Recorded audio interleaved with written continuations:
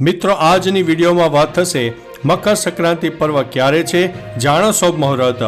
ચીનમાં ફેલાયેલા HMPV વાયરસના કારણે દુનિયાભરમાં ફફડાટ। જમતી વખતે બાળકોને મોબાઈલ બિલકુલ ન આપો। 3000 રૂપિયાનો ટોસ્ટ ખાધો છે। હર્ષ સંઘવીની રાજકોટ મુલાકાત સામે આવી છે। અમદાવાદમાં ફ્લાવર શોમાં લાખોની આવક થઈ રહી છે। મહાકુંભ મેળામાં જનારા લોકો ખાસ ધ્યાન આપે। અને BGTમાં ભારતની મોટી હાર થઈ છે। નલિયા સૌથી ઠંડુગાર શહેર બન્યું છે। બરફના તોફાનને લઈને એલર્ટ જારી કરવામાં આવ્યું છે। 6.2 કરોડ લોકોના જીવન ઉપર આફતનો માહોલ છે। ત્યારે વાત થશે ધુમ્મસને કારણે અમદાવાદ આવતી 8 ફ્લાઇટો રદ કરવામાં આવી છે।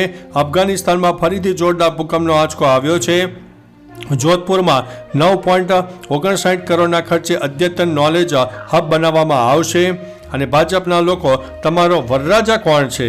મિત્રો સમાચાર વિસ્તારથી। દિલ્હીમાં વિધાનસભા ચૂંટણી પહેલા આપ અને ભાજપ વચ્ચે પોસ્ટરબાજી યથાવત છે। હવે આપે વિડીયો શેર કરીને ભાજપ પર નિશાન સાધ્યું છે, જેમાં એક ઘોડો દેખાય છે, સાથે લખ્યું છે કે અરે આ વરરાજા વગરનો ઘોડો કોનો છે? ભાજપના લોકો તમારા વરરાજાનું નામ તો જણાવો। પોસ્ટના કેપ્શનમાં લખ્યું હતું કે ભાજપના લોકો તમારો વરરાજા કોણ છે? આ વિડીયો દ્વારા આપ ભાજપને તેમના CMના ચહેરા વિશે પૂછી રહ્યા છે। મિત્રો અન્ય મહત્વના સમાચારની વાત કરીએ તો જોધપુરમાં રૂપિયા 9.59 કરોડના ખર્ચે અદ્યતન નોલેજ હબ બનાવવામાં આવશે। અમદાવાદ મ્યુનિસિપલ કોર્પોરેશન દ્વારા જોધપુર વોર્ડમાં 9.59 કરોડના ખર્ચે અદ્યતન લાઇબ્રેરી અને નોલેજ હબ બનાવવામાં આવશે। જોધપુર વોર્ડમાં 1634 ચોરસ મીટર એરિયામાં બેઝમેન્ટ, ગ્રાઉન્ડ ફ્લોર અને 2 માળનું નોલેજ હબ તૈયાર કરવામાં આવશે। વિદ્યાર્થીઓ અને નાગરિકો અખબારો, મેગેઝિન સહિત વાંચન સામગ્રીની પણ સુવિધા ઊભી કરશે। ઉપરાંત નોલેજ હબમાં group study, competitive exam room સહિતની સુવિધાઓ પણ ઊભી કરવામાં આવનાર છે। મિત્રો અન્ય મહત્વના સમાચારની વાત કરીએ તો અફઘાનિસ્તાનમાં ફરીથી જોરદાર ભૂકંપના આંચકા। છેલ્લા કેટલાક સમયથી અફઘાનિસ્તાનમાં અનેક ભૂકંપના આંચકા અનુભવાયા છે। ફરીથી એકવાર વહેલી સવારે 4.3ની તીવ્રતાને કારણે ધરાધ્રુજી ઉડતા લોકો ફફડી ગયા હતા। જોકે આ ભૂકંપને કારણે હજુ કોઈ મોટી જાનહાનિ થઈ નથી। માહિતી અનુસાર ભૂકંપનું કેન્દ્ર પૃથ્વીની અંદર 170 કિલોમીટર ઊંડાઈએ હતું। ઉલ્લેખનીય છે કે આ પહેલા 27 ડિસેમ્બરે પણ અફઘાનિસ્તાનમાં જોરદાર ભૂકંપના આંચકા અનુભવાયા હતા। મિત્રો અન્ય મહત્વના સમાચારની વાત કરીએ તો ધુમ્મસના કારણે અમદાવાદ આવતી 8 ફ્લાઇટો રદ કરવામાં આવી છે। ઉત્તર ભારતમાં ખાસ કરીને દિલ્હીમાં ગાઢ ધુમ્મસની સ્થિતિ વણસતા દિલ્હીથી અમદાવાદ આવતી જતી કુલ 21 ફ્લાઇટોના શેડ્યુલ ખોરવાઈ ગયા છે, જેમાંથી 2 ફ્લાઇટોને તો રદ કરી દેવી પડી છે, જેમાં મુંબઈ, ચંદીગઢ, કેશોદ, જલગાંવથી મળીને કુલ 8 ફ્લાઇટો રદ કરવી પડી છે। આ ઉપરાંત ઇન્ડિગોની દિલ્હીથી આવતી 4 ફ્લાઇટો, એર ઇન્ડિયાની 7 ફ્લાઇટો પણ મોડી આવી હતી। મિત્રો અન્ય મહત્વના સમાચારની વાત કરીએ તો બરફના તોફાનને લઈને એલર્ટ જારી કરવામાં આવ્યું છે। 6.2 કરોડના લોકોના જીવ ઉપર આફત। અમેરિકામાં ઠંડીએ જોર પકડ્યું છે। અહીં હવામાન વિભાગે બરફના તોફાનને લઈને એલર્ટ જારી કર્યું છે।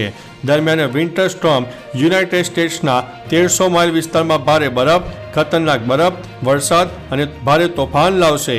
શનિવારે બપોરે શરૂ થયેલું આ તોફાન સોમવાર સુધી ચાલુ રહેશે। તેનાથી અમેરિકાના 6.2 કરોડ લોકોને અસર થવાની સંભાવના છે। મિત્રો અન્ય મહત્વના સમાચારની વાત કરીએ તો નલિયા સૌથી ઠંડુગાર શહેર બન્યું છે।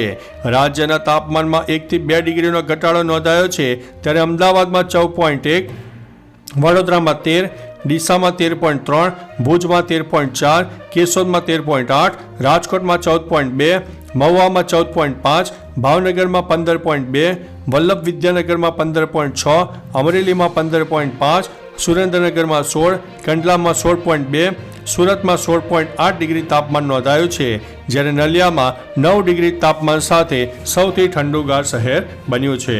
મિત્રો અન્ય મહત્વના સમાચારની વાત કરીએ તો BGTમાં ભારતની મોટી હાર। BGTની અંતિમ ટેસ્ટ ભારત હારી ગયું છે। સિડનીમાં 47 વર્ષથી ના જીતેલું ભારત આજે પણ હારી ગયું છે। ભારત 47 વર્ષ બાદ પણ સિડની ક્રિકેટ ગ્રાઉન્ડ ઉપર ધ્વજ લહેરાવી શક્યું નથી। 10 વર્ષ બાદ ઓસ્ટ્રેલિયા BGT પોતાના નામે કરી શક્યું છે।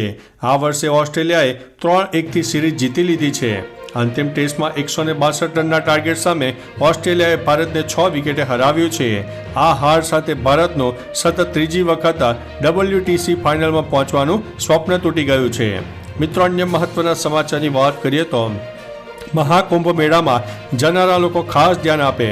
મહાકુંભ મેળાને લઈને સાયબર ગઠિયાઓ લોકોને લૂંટી રહ્યા છે. આ લોકો નકલી વેબસાઇટ બનાવીને tour package, hotel, tent booking, VIP દર્શન ઓફર કરીને છેતરપિંડી કરી રહ્યા છે. હાલમાં પ્રયાગરાજ પોલીસે આવા 4 ગઠિયાની ધરપકડ કરી હતી. વડોદરા સાયબર સેલે વેબસાઇટો પર નજર રાખી રહ્યું છે. જો તમે પણ મહાકુંભમાં જવાના હોય તો સોશિયલ મીડિયા પર આકર્ષક જાહેરાતોથી લલચાશો નહીં. જો તમારી સાથે છેતરપિંડી થાય તો 1930 નંબર ઉપર ડાયલ કરવો. મિત્રો અન્ય મહત્વના સમાચારની વાત કરીએ તો અમદાવાદમાં ફ્લાવર શોમાં લાખોની આવક થઈ રહી છે.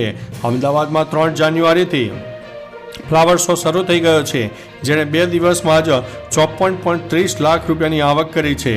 ફ્લાવર શોના પહેલા દિવસે 58,370 અને બીજા દિવસે 37,356 વિઝિટર્સ નોંધાયા હતા. VIP કેટેગરીમાં 1199 વિઝિટર્સે મુલાકાત લીધી હતી. ફ્લાવર શોમાં VIP એન્ટ્રી ફી 500 રૂપિયા છે. VIP કેટેગરીમાં 6.33 લાખ રૂપિયાની આવક થઈ છે. ફ્લાવર શોમાં VIP એન્ટ્રી સવારે 9 થી 10 અને રાત્રે 10 થી 11 મળે છે. મિત્રો અન્ય મહત્વના સમાચારની વાત કરીએ તો હર્ષ સંઘવીની રાજકોટ મુલાકાત. ગૃહ રાજ્યમંત્રી હર્ષ સંઘવી રાજકોટ મુલાકાતે પહોંચ્યા હતા. તેમણે પ્રથમ રાજકોટ સાયબર ક્રાઇમ કચેરી ખાતે સાયબર સેન્ટિનલ્સ લેબનું ઓપનિંગ કર્યું હતું. પછી ક્રાઇમ બ્રાન્ચ ખાતે રાજકોટ શહેર પોલીસના ઉચ્ચ અધિકારીઓ સાથે બેઠક પણ કરી હતી. પછી દાણાપીઠ ખાતે વકફ બોર્ડના નામે દુકાનો ખાલી કરવાના વિવાદ સાથે જોડાયેલા ફરિયાદી અને વેપારીઓ સાથે મુલાકાત કરી હતી. મિત્રો અન્ય મહત્વના સમાચારની વાત કરીએ તો 3,000 રૂપિયાનો ટોસ્ટ ખાધો છે? શું તમે ક્યારેય 13,000 રૂપિયાનો ટોસ્ટ ખાધો છે? જી હા દોસ્તો, 3,000 નહીં પરંતુ 13,000.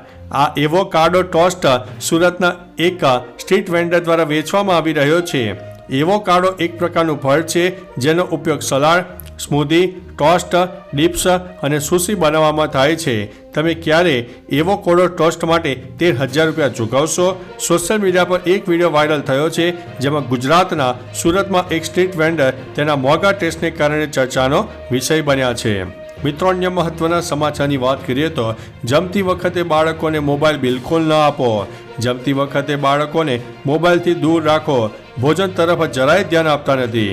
જો તેમના શારીરિક અને માનસિક વિકાસ ઉપર અસર થાય છે, સ્કિન ઉપર ધ્યાન રહેતા તેઓ ભોજન યોગ્ય રીતે ચાવતા નથી, જે પાચન તંત્ર માટે નુકસાનકારક છે. તેમજ તેઓ પરિવાર સાથે સંવાદથી વંચિત રહે છે. સંતુલિત જીવનશૈલી માટે ભોજન સમયે પરિવાર સાથે વાતચીત કરો અને મોબાઈલથી દૂર રહો. મિત્રો અન્ય મહત્વના સમાચારની વાત કરીએ તો ચીનમાં ફેલાયેલા HMPV વાયરસના કારણે દુનિયાભરમાં ફફડાટ. ચીનમાં HMPVના ફેલાવાથી વૈશ્વિક સ્તરે સ્વાસ્થ્ય સંબંધિત ચિંતાઓ વધી ગઈ છે, જેના લક્ષણ ફ્લૂ જેવા છે અને COVID-19ની સમાન છે. આ વાયરસ પર અલગ અલગ દેશ નજર રાખી રહ્યું છે. વળી ચીને દેશના મોટા પ્રમાણે ફ્લૂના પ્રકોપ સંબંધિત ખબર પર વધારે ધ્યાન ન આપતા શુક્રવારે કહ્યું છે કે આ શિયાળામાં થતી શ્વાસ સંબંધિત બીમારીના મામલે ગત વર્ષની તુલનામાં આ વર્ષે ઓછા ગંભીર છે. મિત્રો અન્ય મહત્વના સમાચારની વાત કરીએ તો મકર સંક્રાંતિ પર્વ ક્યારે છે? જાણો શુભ મુહૂર્ત. ઉદયાતિથિ અનુસાર મકર સંક્રાંતિ આ વખતે 14 જાન્યુઆરી 2025 મનાવવામાં આવશે. આ દિવસે સૂર્ય સવારે 8 વાગે અને 41 મકર રાશિમાં પ્રવેશ કરશે. હિન્દુ પંચાંગ અનુસાર મકર સંક્રાંતિ પુણ્યકાળનો સમય સવારે 9 વાગે અને 3 થી લઈને સાંજે 5 વાગે અને 46 સુધી રહેશે અને મહાપુણ્યકાળનો સમય સવારે 9 વાગે અને 3 થી લઈને સવારે 10 વાગે અને 48 સુધીનો રહેનારો છે. તો ચાલો મિત્રો, ફરીથી દેશ અને દુનિયાના સુપરફાસ્ટ સમાચાર લઈને મળતા રહીશો. ત્યાં સુધી અમને રજા આપશો. નમસ્તે.